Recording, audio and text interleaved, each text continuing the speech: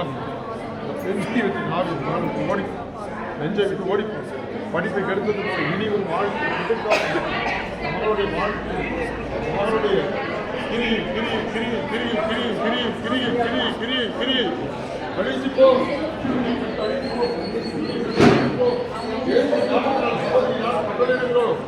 கட்டளை கட்டளை கட்டளை கட்டளை இந்த நிமிஷத்தில் மகளை விட்டு வெளியே போ மகளை விட்டு வெளியே போ ஒரு குடும்பத்தை நினைச்சு வேதனை பண்ணுறாங்க குடும்பத்தை நினைச்சு வேதனை பண்ணுறாங்க அந்த வேதனையை யாவும்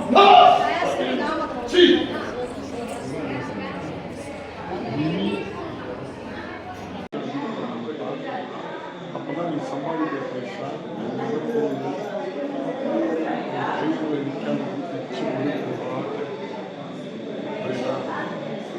குடும்பத்தில் பார்த்தீங்கன்னா அது கடல் கரைஞ்சப்பட்ட பெருங்களாக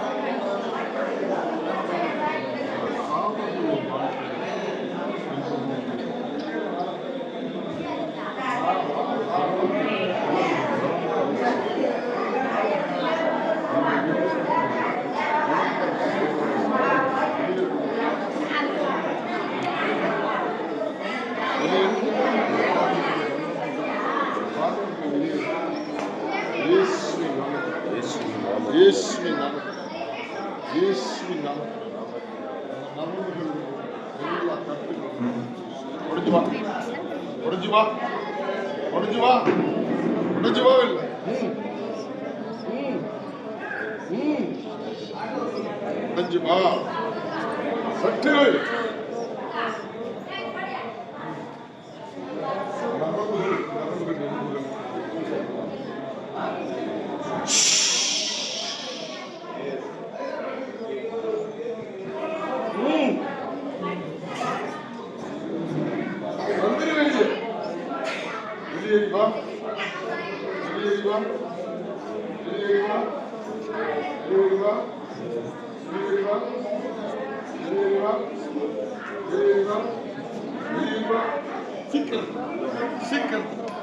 சீக்கிரத்துல அக்னி அக்னினால சுத்தரிக்கணும் நரம்புக்கு நரம்பு சொல்றேன் நரம்புக்கு நரம்பு இந்த நிமிடத்தில் வலது கை கொடுப்பா இந்த நிமிடத்தில்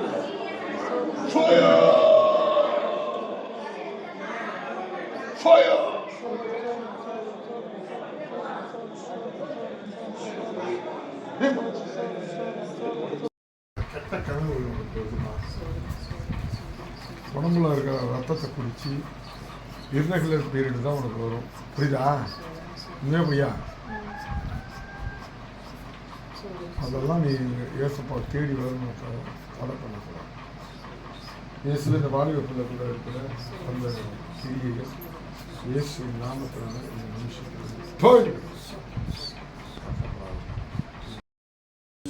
கண்டுகள் தான் மகராம இருக்கும். வேதனை மீதிருக்கவங்க சுசுக்கு வீட்டுக்கு பட்டா போதும் வாழ்க்கை.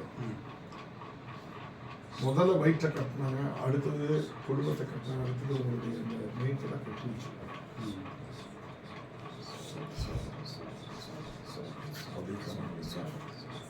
இயேசுவேன்னு மனசில் நினைங்க.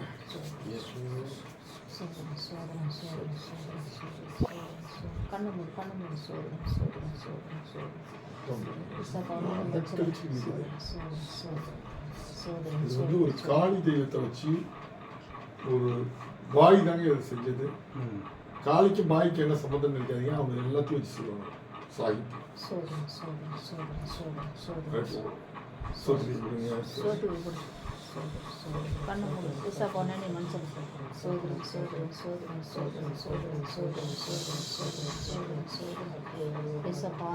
எந்த சூனிய கட்டு எல்லாம் கண்ண முடிச்சு ரத்தத்துல கலந்துச்சு.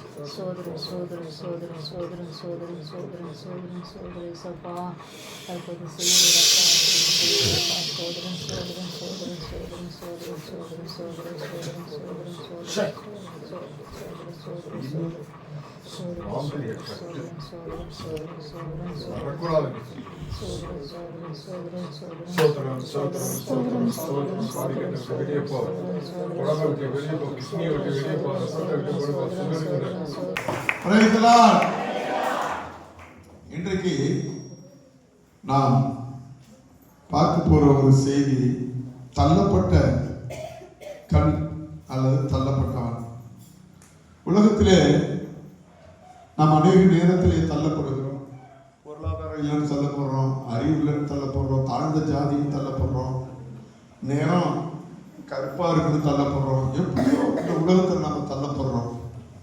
மனிதன் நம்மளை பார்த்து சில நேரங்களில் ஏராளமா சிரிக்கும் போது நம்ம நைட்டு படுத்திருக்கும் போது தூக்கமே வராது.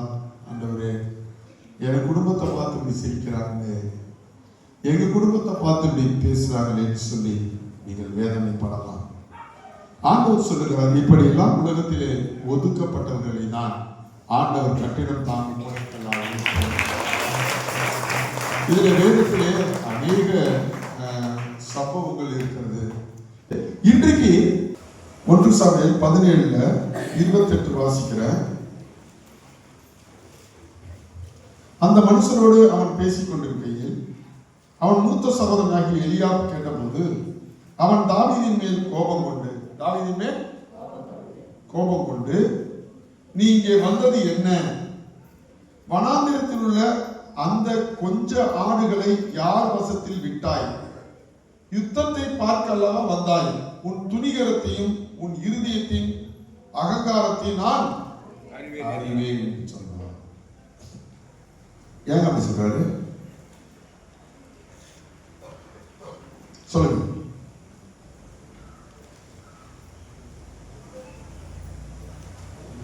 ஏன் சொன்னாரு? அதாவது தாவீது குடும்பத்துல ஒரு லாஸ்ட் பிள்ளைங்க. அவன் படிக்கல. எல்லாம் கவனமா இருக்கீங்களா? ஒரு தகப்பனுக்கு லாஸ்ட் பிள்ளை. அந்த தாவீது படிக்கல. அவன் போர் செய்யற இடத்துக்கு போறான். அவன் அண்ணன் படிச்சவன். ஏற்கனவே அவனை மிலிட்டரியில சேர்த்திருக்காங்க. மிலிட்டரி உடையில அவன் நிக்கிறான். மிலிட்டரி உடை இல்லாம அந்த போர் நடக்கிற இடத்துக்கு யார் போறா? தாவீது போறாரு. தாவீதை பார்த்து அவங்க அண்ணன் ஒரு பட்டம் கொடுக்கிறாரு. என்ன பட்டம் கொடுக்கிறாரு? உன் துணிகரத்தையும் உன் இருதயத்தின் அகங்காரத்தையும். அப்ப ஒரு தம்பியை பார்த்து அண்ணன் எலியாப் சொல்றான், நீ அகங்காரம் பிடிச்சவன், நீ துணிகரமானவன் அப்படின்னு பட்டம் கொடுக்கிறாரு. ஆனா உண்மையிலே தாவீது துணிகரமானவனா அல்ல அகங்காரம் பிடிச்சவனா? அவனை வரலாற்று நீங்க படிச்சு பாத்தீங்கன்னா ரொம்ப ரொம்ப தாழ்மையான ஒரு மனுஷன். இருந்தாலும் அந்த தாவீதை பார்த்து ஏன் அப்படி சொன்னான் அப்படின்னா, படிக்கல, அவன் கவர்மெண்ட் வேலையில இல்ல, அவன் அவங்க அப்பாவுக்கு லாஸ்ட் பிள்ளை, அவன் அவங்க அப்பா அம்மாவாலேயே மதிக்கப்படாத ஒரு மனுஷன். யாரு? தாவீது. அப்ப இந்த மாதிரி அண்ணன் தம்பியால மதிக்கப்படாம, சொந்த அப்பா அம்மாவால மதிக்கப்படாம நிலையில இருக்கிறவங்க ஊர்ல இருக்கிறவங்க மதிப்பாங்களா? கொஞ்சம் யோசிச்சு பாருங்க. தன்னுடைய சொந்த அண்ணன், அப்பா என்ன பார்த்து ஏன் அப்படி கேட்கிற? தம்பி கேட்டு பணம் கேட்டுக்க மாட்டானா? நீ படிக்கலடா, நீ முட்டாள், நீ லாஸ்ட் புள்ள, நீ கொஞ்சம் ஆடை மேய்ச்சிக்கிட்டு ஆடி மேய்க்கிறவன், நீ எதுக்குடா அங்க வந்த? என்ன எனக்கு கத்தல் அனுப்பல மண்ணாண்டி அனுப்பல, நீ பொய் சொல்ற, இன்னும் கொஞ்சம் பேசிட்டு சொல்லியிருப்பா. ஆனா அங்க அனுப்புறது யாரு? அப்ப இந்த உலகத்துல தள்ளப்பட்ட கல்லா, மனுஷனால, அண்ணன் தம்பியால, அப்பா அம்மாவால மதிக்கப்படாம ஒரு மனுஷனால தான் தாவீது இருந்தான். அதே நிலைமையில உங்களை யாராவது இருக்கீங்களா? என் புருஷன் என்ன மதிக்கிறது இல்லை, என் பொண்டாட்டி என்ன மதிக்கிறது இல்லை, என் அண்ணன் தம்பி கூட என்ன மதிக்கிறது இல்லைங்க, நான் இப்படி தொடக்கப்பட்ட கல்லா, ஒரு வேஸ்ட்லெஸ், ஒரு யூஸ்லெஸ் ஃபெலோவா, யாராலும் யூஸ் பண்ண முடியாத ஒரு பாண்டமா, ஒரு மனுஷனா நான் இருக்கிறேன், நான் வாழ்ந்து என்னத்தை சாதிக்க போறேன் என்ற மனநிலையில யாராவது இருக்கீங்களா? அன்னைக்கு தாவீதை பார்த்தவன் என்ன சொன்ன, உனக்கு துணிகரம் அகங்காரம் முடிச்சவனாகிறாரு. அப்படி உன் சொந்த அண்ணனே திட்டும் போது அவன் வாழ்க்கை எப்படி இருக்கும்? அவன் மனசு எவ்வளவு நொந்து இருப்பான். அப்படி மனிதனால திட்டு வாங்கி வாங்கி மனம் நொந்து போய் இங்க வந்திருக்கீங்களா? எல்லாரும் இந்த கை விட்டாங்க, இனி என் வாழ்க்கை அவ்வளவுதான்ங்கிற நிலைமையில நீங்க வந்திருக்கீங்களா? கர்த்தர் உங்களுக்கும் ஒரு விடுதலை இன்னைக்கு வச்சிருக்கிறாரு. உன்னை உயர்த்த ஒரு திட்டம் ஒண்ணு வச்சிருக்காரு. அந்த திட்டம் யார்கிட்ட இருக்கு? மனுஷன்கிட்ட இல்ல, உங்க அண்ணன் தம்பிகிட்ட இல்ல, உங்க அப்பாட்ட இல்ல, உங்க அம்மாட்ட கூட இல்ல. ஆனா கர்த்தர் அந்த திட்டத்தை வச்சிருக்காரு. அப்ப தாவீது இதுல பதில் பேச முடியலங்க. ஏன்னா அண்ணன் வரக்கூடாத இடத்துல வந்திருக்கோம், கவனம் இருந்துட்டான். அப்படிதான் நீங்க பதிலே பேச முடியாத ஒரு ஆடு மேய்க்கிறவங்க போல நீங்க இருக்கீங்களா? பதிலே பேச முடியாத தாவீதை போல அவன் குதிரை மேல இருக்கலாம், மிலிட்டரி மேனா இருக்கலாம். நான் பேசுறதுக்கு எனக்கு கீசி இல்லைங்க, நான் பேசினாலும் எடுக்கூடாதுங்க, நான் ஒரு தாழ்த்தப்பட்டவன், நான் ஒரு எல்லாருமே கைவிடப்பட்டவன் சொல்லி நிலையில நான் பாவம் செய்யறேன். ஜெபம் என்னால பண்ண முடியல, பைபிள் என்னால வாசிக்க முடியல, நான் பெற்ற அபிஷேகத்தெல்லாம் இழந்துட்டேன், நான் ஜெபிச்சு பல வருஷம் ஆகுது என்று சொல்லி மன விரக்தியில மன உடைச்சு போய் உட்காந்துருக்கீங்களா? கர்த்தர் உங்களுக்கு சொல்லுகிறார், நீங்க தள்ளப்பட்ட கல்லா இருந்தாலும் உங்களுக்கு ஒரு திட்டத்தை கர்த்தர் வச்சிருக்கிறார். தாவீதுக்கு ஒரு திட்டம் வச்சிருப்பாருன்னா உங்களுக்கு ஒரு திட்டத்தை கர்த்தர் வச்சிருக்காரு. ஆனால் நீங்க அதை ஒத்துக்கொள்ள வேண்டும். கர்த்தருக்காக நீங்க ஒப்பு கொடுக்க வேண்டும், மனம் திரும்ப வேண்டும். அப்ப அவன் அப்படி கேட்டான அவனும் பதில் சொல்ல முடியல. அவனால சரி கொஞ்சம் சோத்தை எடுத்துக்கிட்டு அவன் எடுத்துட்டு போயிட்டான் வீட்டுக்கு. இன்னொரு இடத்துல பாருன்னா இதை விட பெரிய கொடுமை தாவீது. 1 சாமுவேல் 16ஆம் அதிகாரம். இப்படி ஈசாய் யாரு? ஈசாய் யாரு அப்படிங்க பாருங்க, தாவீதோட அப்பா. இப்படி ஈசாய் தன் குமாரனை 7 பேரை சாமுவேலுக்கு முன்பாக கடந்து போக பண்ணான். 7 பேரை கடந்து போக பண்றாங்க. அவனுக்கு மொத்தம் எத்தனை பிள்ளை? 8 பிள்ளை. 7 பிள்ளையும் கூட்டு வந்திருக்கான். ஏன்னா அந்த ஈசாய்ங்கிற அந்த தாவீதோட வீட்டுக்கு யார் வரா? அந்த நாட்டோட பிரதமர் வராரு, அந்த நாட்டோட நீதிபதி வராரு. அப்ப எல்லாரையும் எங்கெங்க இருக்கிறானோ, மிலிட்டரியில இருந்தவன் வந்துட்டான், வேலை செய்யறவன் வந்துட்டான், வீட்டுல உட்காந்துருக்கவன் வந்துட்டான், எல்லாம் வந்துட்டான். இப்படி 8 பேர் வந்துட்டாங்க. யார் மட்டும் வரல? யார் மட்டும் கூப்பிடல? தள்ளப்பட்ட கல்லாக கிடந்தேன் ஐயா.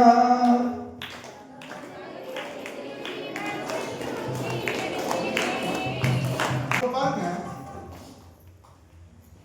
இப்படிதான் அப்பா ஈசாய் கூப்பிடல. சரி அம்மாவது ஒரு வார்த்தை சொல்லிருக்கலாமே, வேணாம், அவன் ஒன்றும் பிரோஜனம் இல்லை. இவங்க 2 பேரும் பேசியிருப்பாங்க. ஈசாய் யார்? தாவீது அப்பா. இந்த 7 பேர் தான் நல்லா அழகா இருக்கான். மூத்த பையன் அழகா இருக்கலாம், அறிவாவும் இருக்கலாம். அப்புறம் 2வது அதோட அறிவாளி. அப்புறம் 3வது விட்டு நம்ம அப்பா கவனிச்சுக்கலாம். ஏண்டி அந்த பய ஒருத்தவன் லாஸ்ட்ல இருக்கான தாவீது, ஏங்க அவனுக்கு வேற இந்த 7 பிள்ளைகளை யாராவது ஒருத்தவங்க தான் கர்த்தர் தெரிஞ்சிருப்பாரு. அவனை சரி சொல்லிட்டு அப்புறம் அந்த ஆடை இது கொண்டு விடுறான். ஒரு ஆள் தான் ஆடு வைக்கிற பையன். அப்புறம் ஆடை யார்கிட்ட விடுறது? ஒரு வேலைக்காரன். அதை விட மட்டமான தாவீது அம்மேச்சு. உங்க அப்பா அம்மா உங்களை ஒதுக்கி வைக்கிறாங்களா? உங்க அண்ணன் தம்பி உங்களை ஒதுக்கி வைக்கிறாங்களா? அப்படி ஒதுக்கி வைக்கப்பட்டவன் தான் தாவீது. இல்ல தாவீது ஒரு பேச்சுக்காவது கூப்பிடுங்க. அவனை கருத்து கண்டிப்பா தெரிஞ்சுக்க மாட்டாடி. அவனை விட்டு சரி விட்டு. அப்ப விழா நடக்குதுங்க, சாப்பாடு நடக்குது, ராஜா வந்துட்டாரு. ரேடியோ பாருங்க, ஐயா நீங்க கட்டிட்டாரு பாருங்க, வானத்துக்கு பார்க்காம கீழே ரூமுகளை விட்டே தட்டிக்குது. அந்த மாதிரி எங்க தாவீது வரப்ப அட்டி தட்டி எல்லாம் நடக்குது. ஒரு பக்கம் கோழி அடிக்கிறாங்க, இந்த பக்கம் மாடு அடிக்கிறாங்க, எல்லாம் ஓடுது. ஆனா யார் மட்டும் இல்ல. ஒருவேளை இல்ல அப்பா அம்மா கூட உங்களை ஒதுக்கி இருக்கலாங்க. அதாவது தாயாவது ஒரு வார்த்தை சொன்னீங்க, ராஜா வராருங்க, தம்பி லாஸ்ட் பிள்ளை நம்ம அழைச்சிடுவாங்க, சரி போற சொல்ல பேசாம ரொம்ப முக்கியம். அது அவன் ஆடை மேய்ச்சிட்டு இருக்கான், அவன் சும்மா எதுக்கு உதவாங்க, அவன் ஆடை மேய்க்க மட்டும்தான் லாய்க்கு. நீ அங்கே போயிடா. ஒருவேளை தாவீதுக்கு போன் இருந்துச்சுன்னா, அப்பா நம்ம வீட்டுக்கு முக ஸ்டாலின் பிரதமர் 2 பேர் போட்டி போட்டு வராங்க, நம்மப்பா வர்றாங்கடா, அதுக்கு என்ன உனக்கு என்னடா, உனக்கு என்ன தெரியும், உனக்கு ஒண்ணுமே தெரியாது. அப்பா நான் அந்த மோடியை பார்க்கலாம், மோடி தாடியாவது பார்க்கறேன்ப்பா, தாடியை பார்க்கறதுக்கு லாய்க்கல, நீ அந்த ஆடை வச்சு பேசாம இருக்கா. அப்பாப்பா ஒரு நாள் நான் வரப்பா, ஒரு நாள் கூட வரத்துக்கு உனக்கு லீவ் கிடையாது, நீ என்ன பண்ணு ஆடை வச்சுக்கிற, ஆடு வைக்கிறவங்க. ஒருவேளை உன்னுடைய வாத்தியார் உன்னை மதிக்கலையா, ஒருவேளை புருஷன் மதிக்கலையா, எதுக்கு லாய்க்கு இல்லை, உனக்கு தான் எனக்கு தெரியுமே, நீ எதுக்கு லாய்க்கு இல்லைன்னு எனக்கு நல்லா தெரியும். கத்தரோட என்ன சொன்னாரு, பிள்ளை 10 பிள்ளை, இந்த பிள்ளை மட்டும் உருப்படாது அப்படின்னு சொல்றாங்க. அல்லது உன் கணவன்மார்களை பார்த்து உன் கொண்டாடி பாரு, அந்த வீட்டுலாம் பாரு திருச்சி வாங்கி வராங்க, அந்த வீட்டுலாம் பாரு நகை வாங்கி கொடுக்குறாங்க, நீ தான் இருக்கிற தெண்டம் ஒன்று பார்த்து சொல்றாங்களா, நீ எனக்கு உனக்கு தான் தெரியுமே, கல்யாணம் பண்ணனாலே தெண்டம். என்ன இப்படி அழைச்சிட்டு போற, ஒரு டீ வாங்கி கொடுக்குற, முறுக்கு வாங்கி கொடுக்குற, அவ்வளோதானே. உன் தம்பியை பாரு எவ்வளோ சங்கிலி போட்டு வச்சிருக்காங்க, அவர் காலையே அழைச்சிருவாங்க, டீ தான் இருக்க அப்படி சொல்றாங்களா. வேற பாருங்க, உங்களுக்கு ஒரு திட்டத்தை கற்று வச்சிருக்க, தள்ளப்பட்ட கல்லாக கிடந்த என்னையே தகப்பனில் தேடி வந்து தூக்கி எடுத்தீரே, தள்ளப்பட்ட கல்லாக கிடந்த என்னையே தகப்பனில் தேடி வந்து தூக்கி எடுத்தீரே, தகுதியை இல்லாத இந்த நாளிலே தகுதிக்கு மிஞ்சின நன்மை செய்தீரே, நான் என்ன சொல்லுவேன், நான் எப்படி பாடுவேன், நான் என்ன சொல்லுவேன், நான் எப்படி பாடுவேன், நான் என்ன சொல்லுவேன்.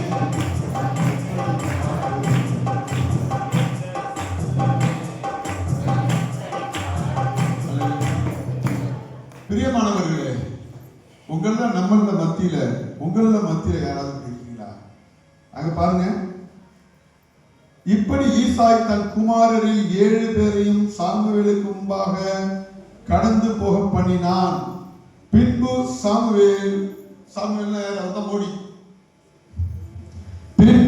சாமுவேல் ஈசாயை பார்த்து, கர்த்தர் இவர்களில் ஒருவனையும் தெரிந்து கொள்ளவில்லை.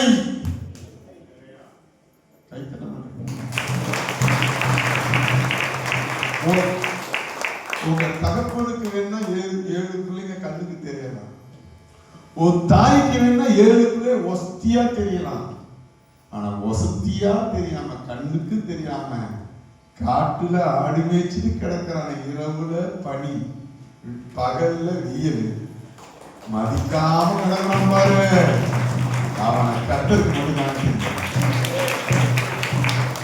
நான் என்ன சொல்லுவேன், பாடுவேன் அவர் எனக்காக செய்ததை, நான் என்ன சொல்லுவேன்.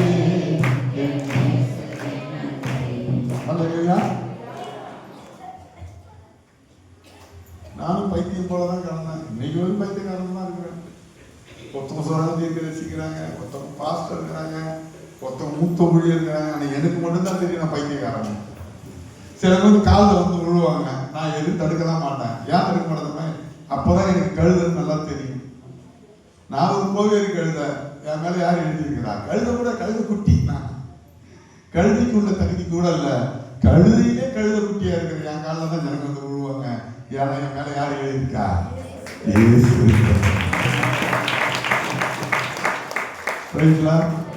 எல்லாம் சொல்லுவாங்க, பாஸ்டர் காலில் வந்து விடுவாங்க, தட்டா நான் தடுக்க மாட்டேன். ஏன்னா கழுதுன்னு அப்பப்போ தெரிஞ்சுக்கிறதுக்கு ஒரு வாய்ப்பு நீங்க காலில் விழும் போதுதான்.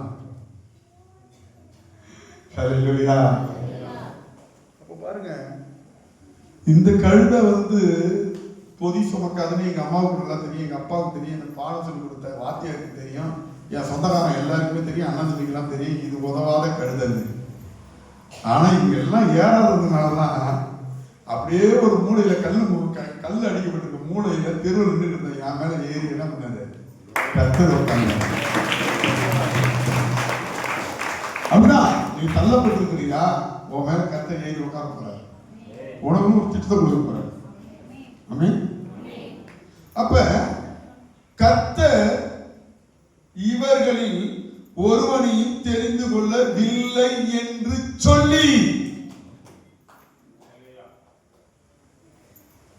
பிள்ளை யார் தெரிஞ்சிட்டாரு, உன் பிள்ளைகள் இவ்வளவு தானா. அப்பங்களுக்கு பிள்ளையா நினைச்சவன் அவ்வளவுதான் போடுறது, அவன் பிள்ளையா நினைக்கிறான், தொல்லையா நினைச்சிருக்காரு. ஏன்னா 8 பிள்ளை பிறந்து போச்சு, 7 பிள்ளை கேட்டாதுல எதுக்கு இந்த பிள்ளை பிறந்துதான் பிறந்துக்கலாம், செத்து கூட போயிருக்கலாம். ஓ, கடவுள் உனக்கு ஒரு திட்டத்தை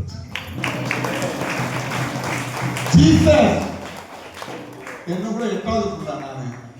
எங்க அம்மா என்ன நினைச்சிருக்கலாம், இந்த பிள்ளை எனக்கு ரொம்ப தொல்லை. கலைஞர் தான் அடிக்கடி சொல்றாரு, காஷ்மீர்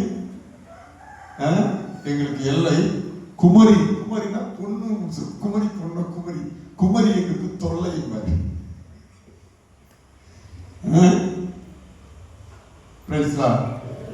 உன் பிள்ளைகள் இவ்வளவுதானா என்று ஈசாயை கேட்டான். யார் ஈசா? யாரு? ஈசா பார்த்தான். யாரை பார்த்து? தாவீதை பார்த்து. தாவீதோட அப்பா தான் ஈசா, அவனை பார்த்தா கேட்கிறாரு.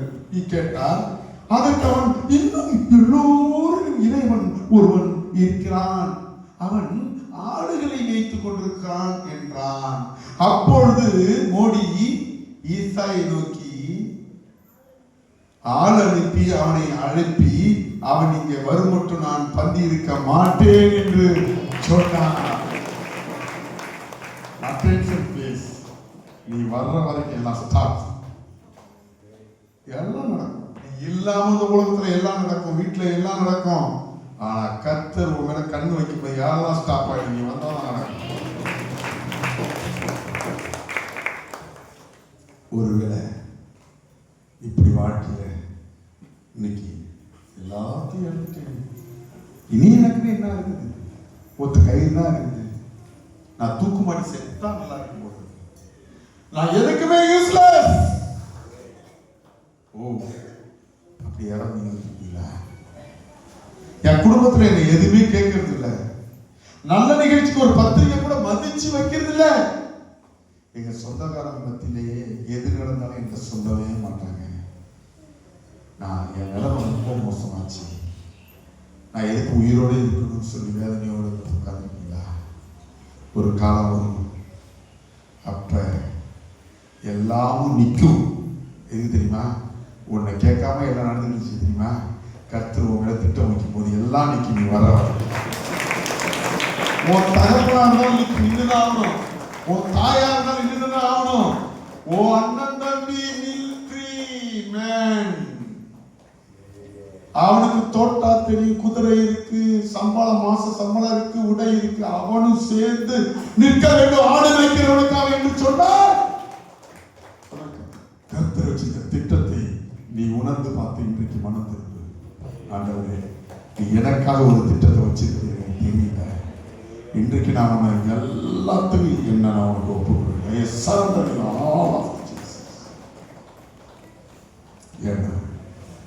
உனக்கு ஒரு திட்டம் வச்சிருக்காரு, உனக்கே தெரியாத நான் திட்டம் வெளிப்படுறோம். ஆமென். இது நான் எழுதுனது கிடையாது, இது நடக்காதது கிடையாது, இது நடந்த ஒரு வரலாறு.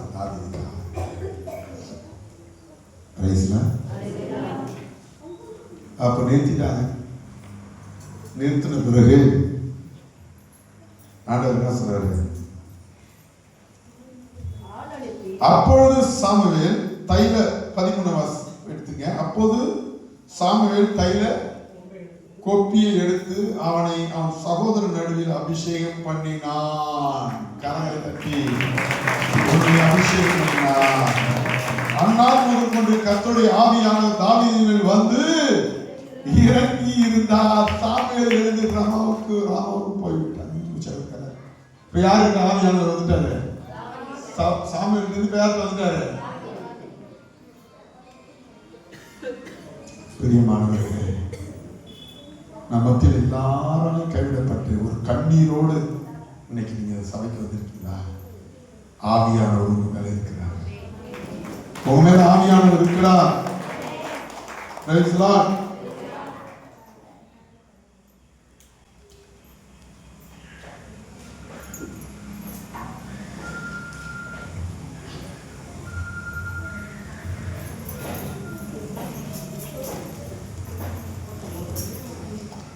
ஒன்று சாமுவேல் 17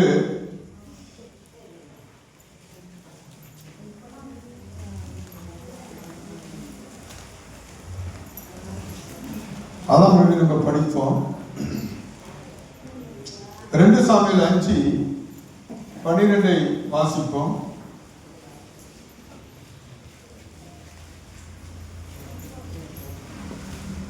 2 சாமுவேல்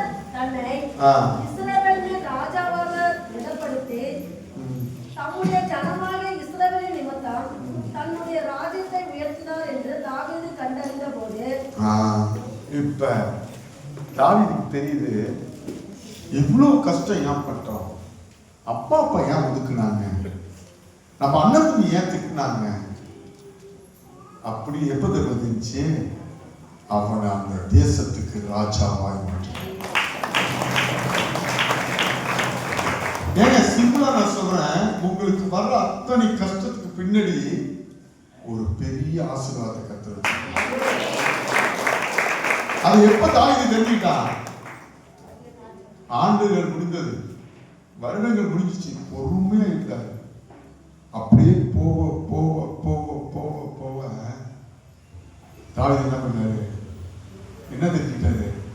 நான் ராஜா வாக்கிறதுக்காக 15 வருஷம் கர்த்தர் இவ்வளவு என்ன கஷ்டப்படுத்தினாரு அப்படின்னு தாவீது தெரிஞ்சுக்கிட்டாருன்னா நீங்க ஏன் தெரிந்து கொள்ளக்கூடாது?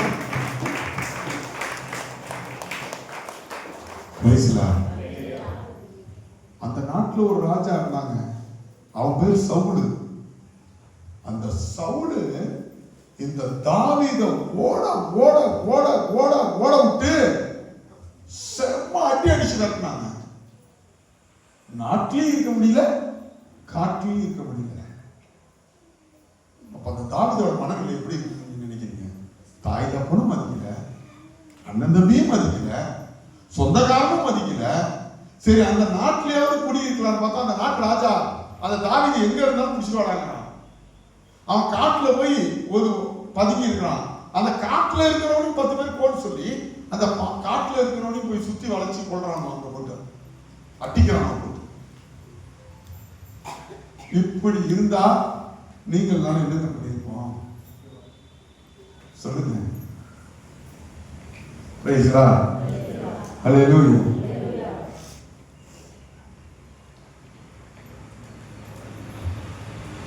இப்படிதான் சகோதரர்களே, நாம் வாழ்க்கையில எல்லாராலையும் தள்ளப்பட்டு எல்லாராலையும் ஒதுக்கப்பட்டு சில நேரங்களில் ஏண்டா நம்ம வாழ்வோம்னு ஒரு நிலை வரும்.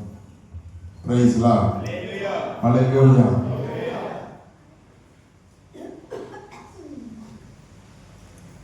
இதே போலதான் புதிய ஏற்பாட்டில் மார்க்னு ஒரு ஆள் இருந்தாரு. இந்த மார்க்க ஊழியத்துக்கு அழைக்கிறாங்க. அழைச்சோன்னே அவன் வந்துட்டு ஓடி போயிரு, ஊழியமே எனக்கு வேண்டாம். அப்புறம் திடீர்னு கொஞ்ச நாள் வச்சு வர்றாரு. வரும்போது இவன் வேணாங்கிறாரு. யார் சொல்றா? பவுல். இவன் ஊழியத்துக்கு ஒத்து வர மாட்டான். இவன் முன்னாடி வர்றான், அப்புறம் ஓடுறான், வர்றான், ஓடுறான் அப்படின்னு. அப்ப பர்னபா என்ன சொல்றாரு அப்படின்னா, இல்லப்பா அவனையும் நம்ம சேர்த்து கூட்டிட்டு போவோம் அப்படின்னு. உடனே பவுலுக்கும் பர்னபாவுக்கும் என்ன வருது? சண்டை வருது. வருது? பவுல் சொல்றான் இவன் ஊழியத்துக்கு லாய்க்கு இல்லைன்னு. பார்க்கமா சொல்றாரு, அப்பா கொண்டு வாப்பா ஊழிய செய்வா. 2 பேருக்கு சண்டை வருது. இவன் மார்க்க தெரிஞ்சுக்கிறான், அவன் யாரை தெரிஞ்சுக்கிறான்? சீலாவை தெரிஞ்சுக்கிறார் சவுல். இந்த பவுல் 2 பேரும் பிரிஞ்சு போயிட்டாங்க. அதுக்கப்புறம் பர்னபாவோட பேர் பைபிள்ல வரவே இல்லை. பெரிய ஊழியக்காரன உதவாத ஒரு ஊழியக்காரன் என்ன பண்ணிட்டான், பிரிச்சுட்டான் அப்படின்னு ஒரு வேத வல்லுநர் சொல்றாரு. நேற்று அந்த செய்தியை நான் கேட்டேன். அதுக்கப்புறம் நீங்க பைபிள்ல பாத்தீங்கன்னா பர்னபா பேரு வராது. பர்னபானா என்ன அர்த்தம்னா ஆறுதலின் மகன். சில நேரங்கள் நம்முடைய எண்ணங்கள் இது போல யாரு சரியா முடியலையோ அவங்க மேல நமக்கு ஒரு அன்பு வரும். அவங்க எப்படியாவது ஊழியத்துல பயன்படுத்தலாம் நினைச்சிருக்கலாம். ஆனா அவ்வளவு பெரிய ஊழியக்காரன் இந்த ஊழியக்காரனோட என்ன ஆச்சு, 2 பேர் சண்டை போட்டு 2 பேர் பிரிச்சுட்டாங்க. லாஸ்ட்ல என்ன நடக்குது, கொஞ்சம் காலம் அப்படியே பின்னாடி போய் பார்த்தீங்க அப்படின்னு சொன்னீங்கன்னா பேதுரு புத்தகத்துல வருது. என்ன வருது, மார்க்கை நீ கூட்டி கொண்டு வா. அப்புறம் பவுல் சொல்றாரு, மார்க்கு நீ கூட்டி கொண்டு வா. அப்ப இத்தனைகளா அவன் எங்க போனான் சொல்லுங்க? அவங்க அம்மா கடுமையா ஜெபம் பண்ணாங்க. வேற ஒன்று சொல்றாங்க, என் பிள்ளைய எப்படியாவது நீங்க பயன்படுத்தினாங்க, மார்க்கோட அம்மா என்ன பண்ணாராம், ஜெபிச்சுட்டே இருந்தாங்க. அவங்க கண்ணீரை பார்த்து, அவங்க விடுற வேதனையை பார்த்து, இந்த உதவா கரையா ஊழியத்துக்கு அவன் பயன்பட மாட்டான்னு இருந்த அந்த மார்க்கை ஆண்டவர் எடுத்து என்ன பண்ணாரு, இருக்காரு.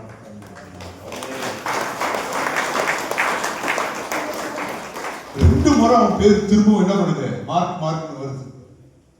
பாருங்க, ஒருவேளை மார்க் இதெல்லாம் உணர்ந்து தன்னை ஆண்டவர்கிட்ட ஒப்பு கொடுத்த போது வேணாம் தள்ளப்பட்ட அந்த மனிதனை திரும்பவும் எடுத்து என்ன பண்றார் ஆண்டவர்.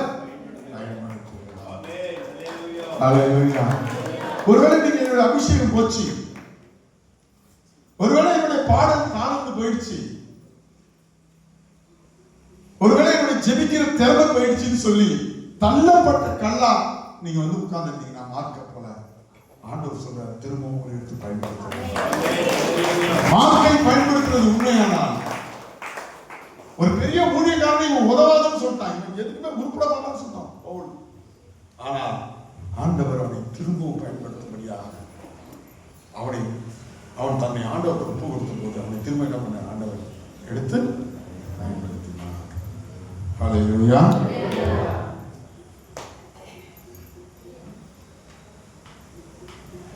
இப்போ உங்களை பார்த்து நான் கேட்கிறேன், எத்தனை பேர் இந்த கால வேளையில என்னால எதுவுமே முடியாதுன்னு உட்கார்ந்து, நான் ஒதுக்கப்பட்டவன், நான் தள்ளப்பட்டவன், பாஸ்டர் கூட என்னை பார்த்து சொல்லிட்டாரு, விசுவாசி கூட என்னை பார்த்து சொல்லிட்டா அப்படின்னு உட்கார்ந்துருக்கீங்களா? அப்படி உட்கார்ந்துருந்தீங்கன்னா மார்க்கை பயன்படுத்தின கர்த்தர் நீங்க உங்களை இன்றைக்கு ஒப்பு கொடுத்து மனம் திரும்புவீங்கன்னா உங்களை கர்த்தர் என்ன பண்ணாரு, நிச்சயமாய்.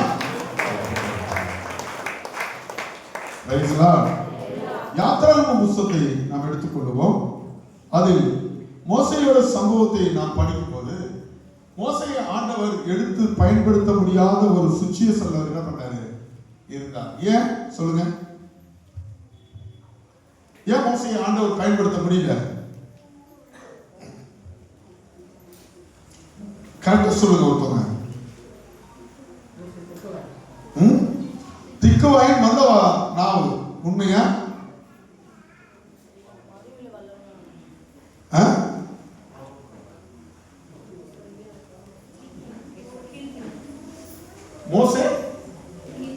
மோசே தள்ளப்பட்டவனா இருந்தான்.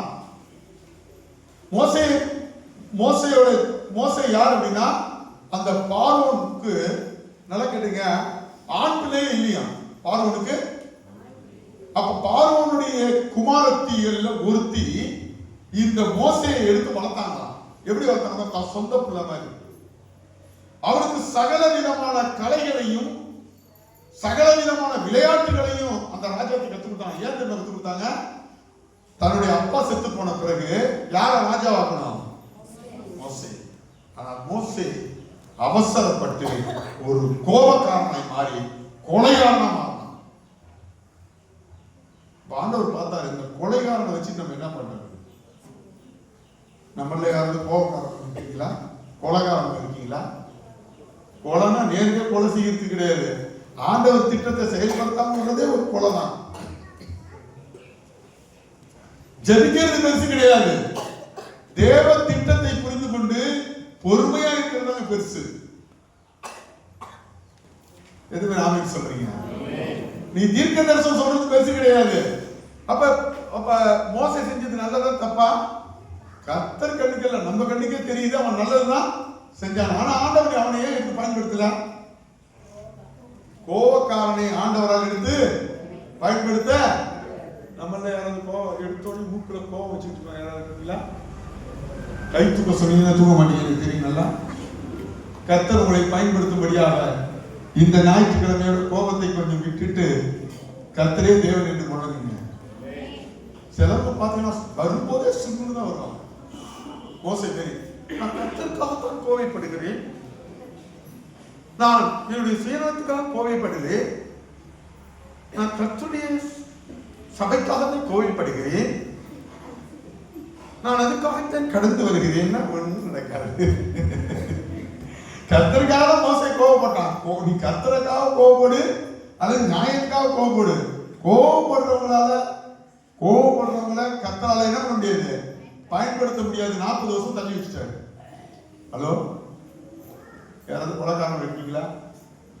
கொலைன்னா உடனே கழுத்தை விட்டுறது இல்லை. சில கழுத்து வார்த்தையாரு கழுத்தை இருப்பாங்க.